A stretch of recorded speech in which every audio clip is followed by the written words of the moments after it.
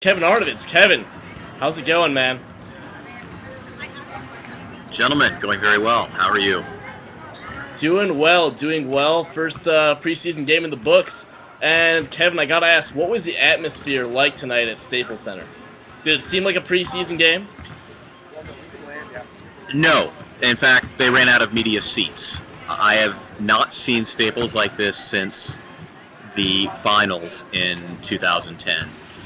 What's even more amazing is I just come from the tunnel, and generally the way it works is after a game, the press are sort of cordoned off before they open up the locker room and the coach comes out to speak.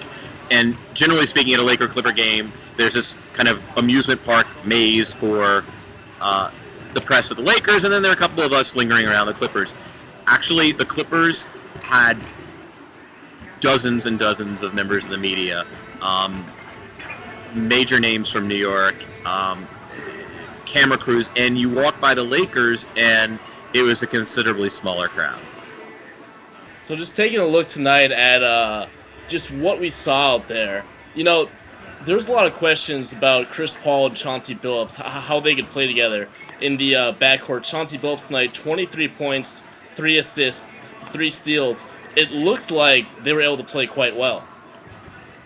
They're going to play fine together. It was initially an issue of, would Chauncey, who's been a point guard for the majority of his career, he was a combo guard earlier, although when he got to Detroit, he's pretty much been a point guard for the better part of 8, 9, 10 years. Would he be comfortable sliding over to the 2? And I think if he didn't know it already, he certainly learned it now, that he is going to get an insane number of opportunities playing the wing off of Chris Paul and Blake Griffin as the primary action. He might have his best scoring year. And people forget, Chris Paul's one of the 5 best players in the league, but he's a guy who many nights, may go for 13, may go for 12, 12, and 7. There's going to be enough shooting possessions for a 2-guard in this lineup, particularly if the Clippers are running pick and roll with Chris Paul and Blake Griffin on the strong side. So they looked brilliant together. And the thing about it is it was more than just schematic, though. The thing that was really amazing is it was just, as DJ said a few minutes ago, it was just kind of, you looked out there and you're like, wait a minute. The Clippers' backcourt is patrolled by Chris Paul and Chauncey Billups, like the consummate adults in the room. The possession is going to go well. You just have like the 2 most trustworthy guards in basketball, presiding over this team. Yeah, Kevin, on to that point, I don't think there was hardly a bad possession all night, and you didn't see the shot clock running out and them having to chuck something up. They were consistently getting good looks. But I kind of wanted to ask you about what you thought of DeAndre Jordan's game tonight and how he looked and how he's going to fit with Chris Paul and the rest of the offense.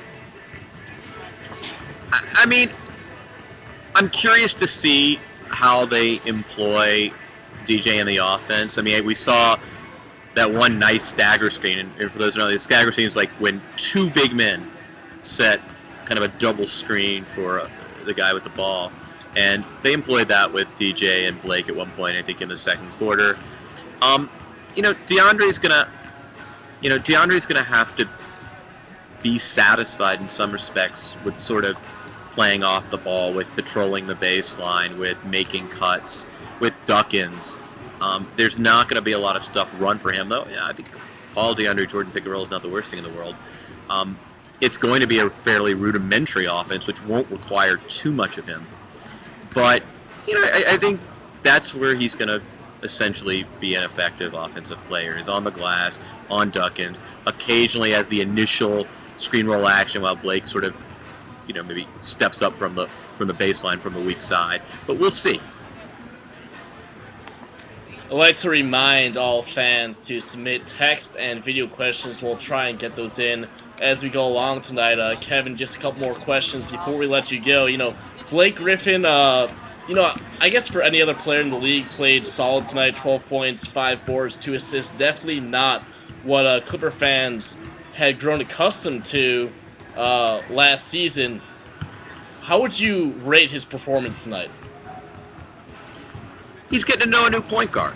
You're a big man, and you essentially get your points with lobs and with spin moves off the right block, and otherwise, it's going to take some time to acclimate to an entirely new team. I mean, the great thing about Chris Paul is that process won't take long, but it's a new rhythm. I mean, he's a guy who, for the majority of his career, Baron Davis has sort of been his tour guide on the court.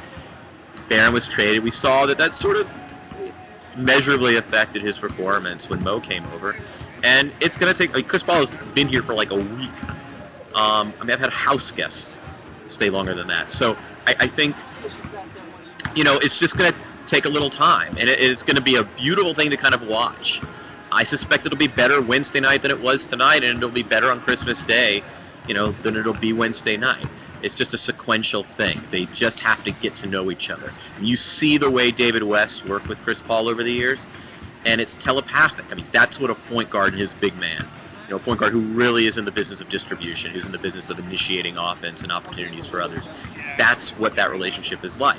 And it's like any other relationship. It's going to take time to mature. Kevin, what about the defensive end? I noticed, Chris Paul, we've talked for a long time about the Clippers needing a rebounder in the backcourt. It felt like he did a great job of pinching down and grabbing some rebounds and starting the break.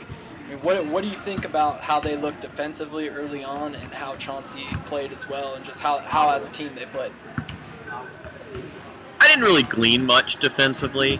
I mean, I thought they got beat in transition a couple of times.